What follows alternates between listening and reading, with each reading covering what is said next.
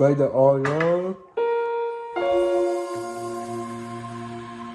Cook it for 10 minutes. Then I flip it over. Wow. Then cook it for another 10 minutes.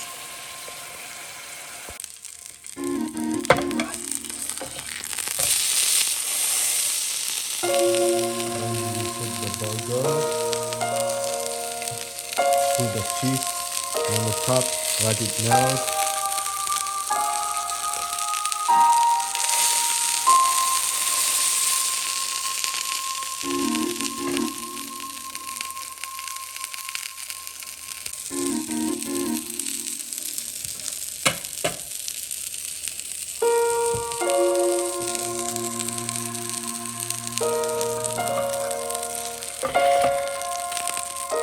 Then you put it right there. And there you have it! Your burger is ready!